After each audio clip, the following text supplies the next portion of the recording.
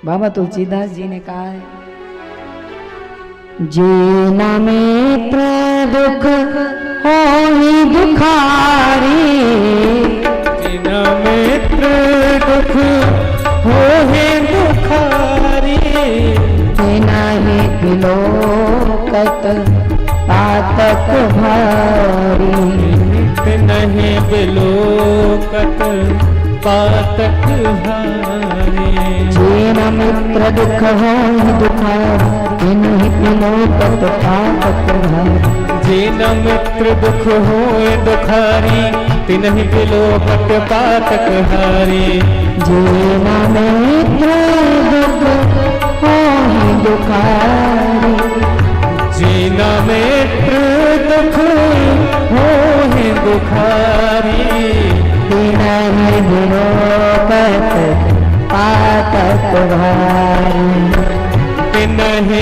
बिलोकत पातक हारी, तिन्हि बिलोकत पातक भारी। बोले मित्र का दुख चाहे कण के बराबर हो पर पहाड़ जैसा समझो, अपना दुख चाहे पहाड़ के बराबर हो, मित्र के दुख के आगे कण के समान समझो। और जो मित्र के दुख में दुखी नहीं होते उनको देखना भी पाप है, वे पापी हैं। आज बोले जाकर के पूछा कि तुम्हारे तो 6 बालक इस दुष्ट ने मार डाले। वसुदेव जी बोले मेरा छोड़ो, मेरा दुख भूल जाओ, जो परमात्मा को करना था कर दिया, जो होता है अच्छा होता है और अच्छे के लिए होता है वो भूल जाओ। तुम बताओ, तुम्हारे तो दोनों हाथों में लड्डू, तुम्हारे दोनों हाथों में लड्डू और 5 उंगलियां घी में है, बुढ़ापे पे छोरा ने जन्म लियो है, तुम सुनाओ। और एक नहीं दो, बलभद्र और कृष्ण, तुम सुनाओ तुम्हारा क्या हाल है। बोले अब तुम लौट जाओ, क्योंकि ये दुष्ट कभी भी कुछ भी करा सकता है। इसे पता चल गया कि तुम्हारे यहाँ 2 बालकों ने जन्म लिया है, हो सकता है ये कुछ ऐसा करा दे। और ये बात सही थी, वो करा भी दिया उसने। चल दिए, लौट कर आ रहे थे। पूतना का शरीर इतना बड़ा था कि कई टुकड़े काट कर उसके शरीर को जलाया गया, सैकड़ों चिताएं बनाई गई और फिर उसके शरीर को जलाया। अब उसके शरीर को जब जलाया गया तो बोले ऐसी दिव्य सुगंध निकली। नंदराय जी लौट कर आ रहे थे, सूंघा तो कहने लगे रे गांव में कोई ऐसा यज्ञ भी नहीं हो रहा है, ये इतनी अच्छी सुगंध कहां से आ रही है।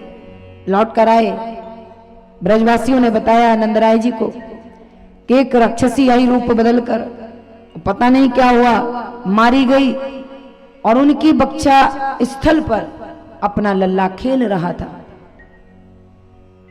बोले उसके शरीर को जलाया तो ये सुगंध निकली है। दौड़ कर गए, पुत्र को गोद में लिया और गोद में लेकर मुख को चूमते हुए, मस्तक को सूंघते हुए हृदय से लगा लिया। हाय, वसुदेव ने कहा था ये कोई तपस्वी या कोई ऋषि है, उन्होंने कहा था कि जल्दी लौट जाओ, ये दुष्ट कुछ भी करा सकता है। हाय, वही आपत्ति विपत्ति मेरे पुत्र के ऊपर आ गई। उसी समय यशोदा मैया गौशाला में गई और बोले अपने पुत्र की नजर उतारने लगी। बोले गौमूत्रेण स्नापयित्वा पुनर्गोरज सार्वकम। गौशाला में जाकर गैया मैया का गोबर लिया, पूरे शरीर पर उबटन किया, गैया मैया का मूत्र लिया, कन्हैया को नहला दिया और बची हुई नजर पूंछ पकड़ी, पूंछ पकड़कर 12 अंगों की नजर उतारी भगवान के 12 नाम लेकर। और बोले नाम लेकर भगवान की नजर उतारने लगी।